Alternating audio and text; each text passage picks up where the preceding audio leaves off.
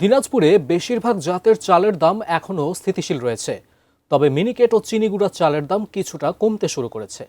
দিনাজপুর বাহাদুর বাজার N A market থেকে সরাসরি যুক্ত হচ্ছেন আমাদের সহকর্মী ভুবন সেন। ভুবন, দিনাজপুরে আজকের চাল বাজারের দরদাম পরিস্থিতি কি দেখতে পাচ্ছেন আমাদের জানাবেন।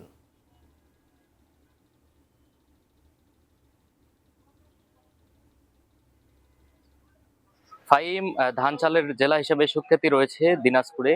দিনাজপুরে গত এক মাসের ব্যবধানে মোটা চালের বাজার স্থিতিশীল রয়েছে, তবে চিনিগুড়া যেসব সুগন্ধি চাল রয়েছে সেগুলোর দাম কিন্তু আশঙ্কাজনক হারে বেড়েছে। আমরা দেখেছি গত কয়েকদিন আগে আমরা আমাদের এটিএন নিউজে একটা রিপোর্ট করেছি, সেখানে 70 থেকে 80 টাকা কেজি প্রতি যে চিনিগুড়া চাল সেটি কিন্তু দাম বৃদ্ধি পেয়েছে। তবে স্বস্তির বিষয় একটি হচ্ছে যে মোটা যেগুলো চাল রয়েছে, বিড়ি, বিডি 28, বিডি 29, সেগুলোর দাম কিন্তু স্থায়ী বা স্থিতিশীল রয়েছে। আমি যদি একটু আপনাকে বাজার দর বলি, আজকের মিনিকেট চাল কিন্তু বস্তা 50 কেজির বস্তায় 50 থেকে 100 টাকা কমে বর্তমানে 3050 টাকায় বিক্রি হচ্ছে, এবং বিডি 28 সেটি বিক্রি হচ্ছে 50 কেজি বস্তা 2650, এবং বিডি 29 সেটি বিক্রি হচ্ছে 2650, এবং যে নাজির কাঠারি সেটি বিক্রি হচ্ছে 3750 টাকা।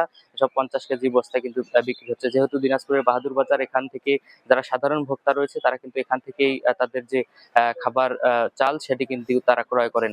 এবং একই সাথে যারা চেম্বার অফ কমার্স, ইন্ডাস্ট্রি এবং চালকল মালিক সমিতি রয়েছে তারা যেটি বলছেন যে চালের বাজার কখনো ঊর্ধ্বমুখী নয়, এই যে যা দাম আছে তা কিন্তু অস্বাভাবিক নয়। কারণ যারা যারা কৃষক রয়েছেন তারা কিন্তু ধানের দাম বৃদ্ধি করেছেন, এবং একই সাথে মিলিং যে খরচ এবং পরিবহন ব্যবস্থা সবকিছু মিলিয়ে যে চালের একটা বাজার সেটি কিন্তু স্থিতিশীল রয়েছে বলে আমাদেরকে যারা ব্যবসায়ী এবং চেম্বার অফ কমার্সের নেতাদের সাথে কথা বলেছি তারাও এই সব কথা বলছেন বলে আমাদেরকে জানিয়েছেন। ফাইম।